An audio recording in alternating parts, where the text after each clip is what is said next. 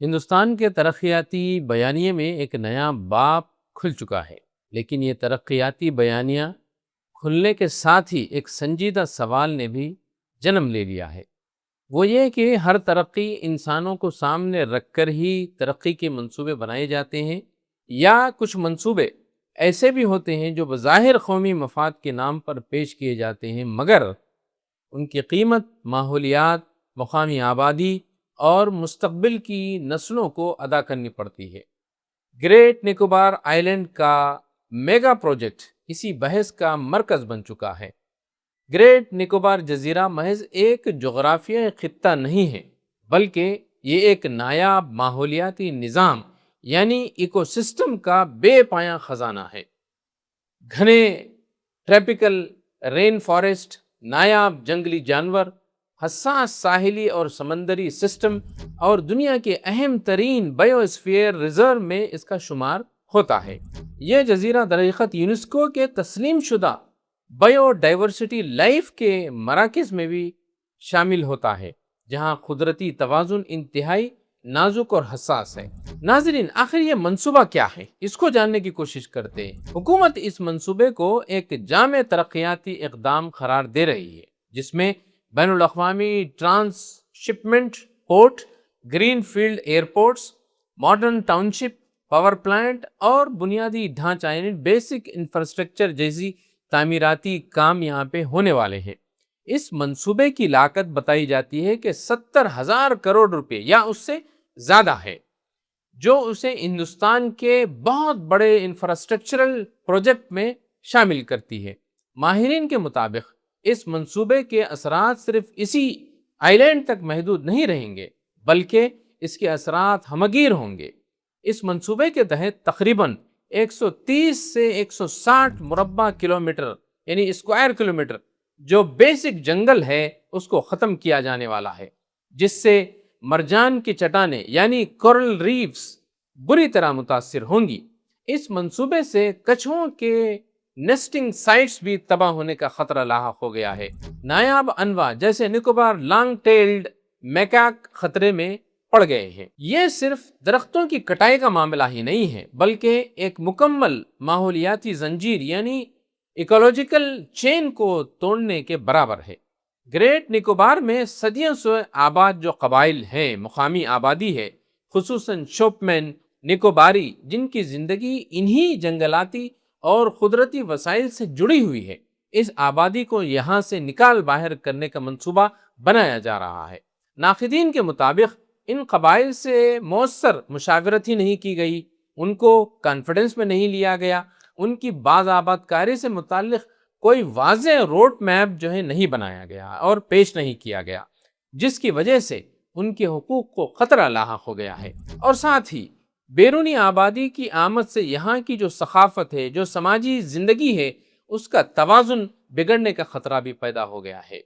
یہ وہ پہلو ہیں محض ترقیاتی نہیں، بلکہ انسانی حقوق کا سوال بھی بن جاتا ہے۔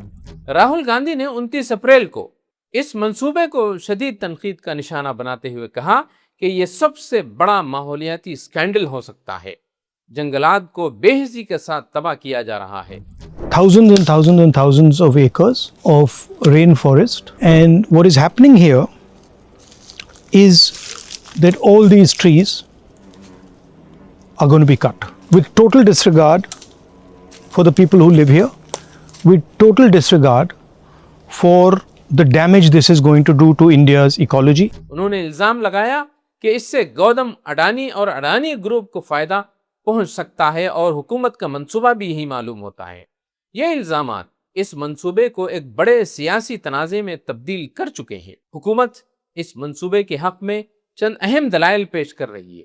وہ کہتی ہے کہ کیونکہ یہ جزیرہ بحر ہند میں واقع ہے، اسی لیے یہ اسٹریٹجک لحاظ سے بہت اہم مقام رکھتا ہے، اسی لیے یہ منصوبہ قومی سلامتی کے لیے بھی بڑا اہم ہو جاتا ہے۔ عالمی تجارت کے لیے یہ منصوبہ ایک نیا مرکز بن سکتا ہے، اور اس سے روزگار کے بہت سارے مواقع پیدا ہوں گے۔ لیکن ناظرین، سوال یہ ہے کہ کیا یہ مقاصد ماحولیات کی قربانی کے بغیر حاصل نہیں کیے جا سکتے؟ ماحولیاتی ماہرین اور سائنسدانوں کا کہنا ہے کہ یہ علاقہ زلزلہ اور سونامی کے لحاظ سے حساس بھی ہے۔ 2004 دسمبر کی سونامی ہم سب کو یاد ہی ہوگی۔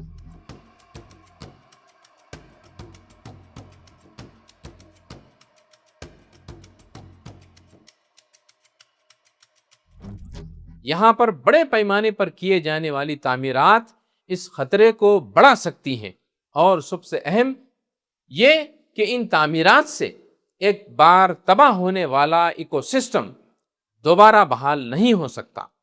یہ معاملہ صرف ایک منصوبے کی حد تک محدود نہیں ہے، بلکہ ایک بڑے رجحان کی نشاندہی بھی کر رہا ہے۔ بڑے منصوبے تیزی سے منظور کیے جا رہے ہیں، جس سے منظور ہونے والے منصوبوں کی شفافیت یعنی ٹرانسپیرنسی پر سوالات اٹھ رہے ہیں۔ پروجیکٹس کی منظوری میں ماحولیاتی اثرات کو سیکنڈری حیثیت دی جا رہی ہے، اور کارپوریٹ مفادات کو پیش نظر رکھا جا رہا ہے، اس کو فرسٹ پریارٹی دی جا رہی ہے۔ اگر موجودہ صورتحال یوں ہی برقرار رہی تو ایک نایاب ماحولیاتی نظام ختم ہو سکتا ہے، مقامی قبائل بے دخل ہو سکتے ہیں، اور ہندوستان کی عالمی ماحولیاتی ساکھ بھی متاثر ہو سکتی ہے۔ یہ منصوبہ ہمارے سامنے ایک بیسک کوشچن کھڑا کر رہا ہے: کیا ترقی وہ ہے جو فطرت کو ختم کر دے، یا وہ جو انسان اور ماحول کے درمیان توازن قائم کرے؟ حقیقت یہ ہے کہ پائیدار ترقی وہی ہے جس میں ماحولیاتی نظام محفوظ ہو، مقامی آبادی اس میں شامل ہو، اور فیصلے شفاف ہوں۔ گریٹ نکوبار کا معاملہ محض ایک جزیرے کا مسئلہ نہیں ہے، بلکہ یہ اس بات کا امتحان بھی ہے کہ ہم کس قسم کی ترقی چاہتے ہیں۔ کیا ہم ایسی ترقی چاہتے ہیں جو وقتی فائدہ دے مگر طویل المدت نقصان کا سبب بنے، یا پھر ہم ایک ایسا ماڈل اپنانا چاہتے ہیں جو فطرت، انسان اور معیشت ان تینوں کے درمیان ایک توازن قائم کرے؟ تو ناظرین، یہ تھا آج کا ویوز آن نیوز۔ پھر ہوگی ملاقات کسی نئے موضوع کے ساتھ۔